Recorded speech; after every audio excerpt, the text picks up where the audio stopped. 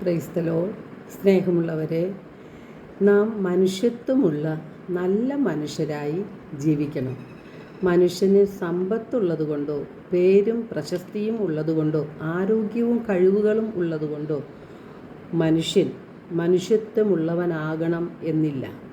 ക്ഷമിക്കുവാനുള്ള കഴിവും ആർദ്രതയുള്ള ഹൃദയവും മൂല്യബോധമുള്ള ഒരു മനസാക്ഷിയുമാണ് ഒരു മനുഷ്യനെ സംസ്കാരസമ്പന്നനും മനുഷ്യത്വമുള്ളവനുമാക്കി മാറ്റുന്നത്.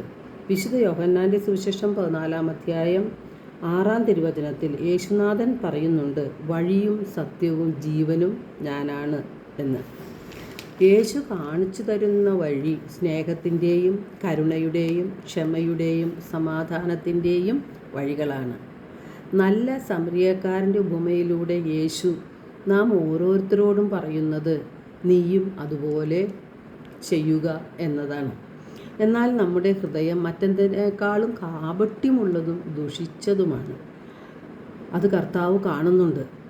അതുകൊണ്ടാണ് നിങ്ങളുടെ വസ്ത്രമല്ല ഹൃദയമാണ് കീറേണ്ടതെന്ന് കർത്താവ് ജോയേൽ പ്രവാചകനിലൂടെ അരുളി ചെയ്തത്. നാം പള്ളിയിൽ പോകുന്നവരും പ്രാർത്ഥിക്കുന്നവരും ജപമാല ചൊല്ലുന്നവരും ഒക്കെയാണ്. നമ്മുടെ ഹൃദയം കഠിനമാണ്. നമുക്ക് ക്ഷമിക്കുവാനോ അല്പം എളിമപ്പെടാനോ മറ്റുള്ളവരെ അംഗീകരിക്കുവാനോ സ്നേഹിക്കുവാനോ അവർക്ക് നന്മകൾ ചെയ്യുവാനോ പലപ്പോഴും നമുക്ക് സാധിക്കുകയില്ല. നമ്മുടെ ഹൃദയത്തിൽ വെറുപ്പും വിദ്വേഷവും വൈരാഗ്യവും സൂക്ഷിച്ചുകൊണ്ട് നാം പ്രാർത്ഥിക്കുമ്പോൾ അത് കാപട്യമായി മാറുകയാണ്.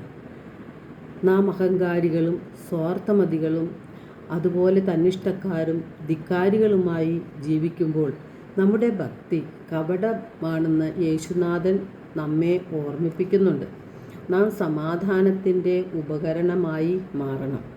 വിദ്വേഷമുള്ളിടത്ത് സ്നേഹവും ദ്രോഹമുള്ളിടത്ത് ക്ഷമയും നിരാശയുള്ളിടത്ത് പ്രത്യാശയും ദുഃഖമുള്ളിടത്ത് സന്തോഷവും ആശ്വാസവും കൊടുക്കുമ്പോഴാണ് നാം നല്ല മനുഷ്യത്വമുള്ള വ്യക്തികളായി മനുഷ്യത്വത്തിൻ്റെ ഉടമകളായി മാറുന്നത്. നമ്മുടെ ചുറ്റുപാടും വേദന അനുഭവിക്കുന്ന ധാരാളം വ്യക്തികളുണ്ട്. നമ്മുടെ സഹായം അർഹിക്കുന്നവരായി ധാരാളം സഹോദരങ്ങൾ നമ്മുടെ ചുറ്റുപാടും നമ്മുടെ കുടുംബങ്ങളിൽ ഉണ്ട്. ആവശ്യത്തിന് ആഹാരമില്ലാതെ, വസ്ത്രമില്ലാതെ, മരുന്ന് വാങ്ങാൻ പോലും പണമില്ലാതെ വിഷമിക്കുന്നവരുടെ നേരെ നമുക്ക് കണ്ണടയ്ക്കാതിരിക്കാം. നാം ചെയ്യുന്ന ഓരോ സൽപ്രവൃത്തികളും യേശുനാഥന് തന്നെയാണ് ചെയ്തു കൊടുക്കുന്നതെന്ന് യേശുനാഥൻ തന്നെ പറഞ്ഞിട്ടുണ്ട്. നമുക്ക് കരുണയും മനുഷ്യത്വവുമുള്ള നല്ല വ്യക്തികളായി ജീവിക്കാം. എല്ലാവർക്കും ഒരു നല്ല സമാധാനത്തിൻ്റെ സന്തോഷത്തിൻ്റെ ദിനം ആശംസിക്കുന്നു. ദൈവം നമ്മെ ഓരോരുത്തരെയും സമൃദ്ധമായി അനുഗ്രഹിക്കട്ടെ.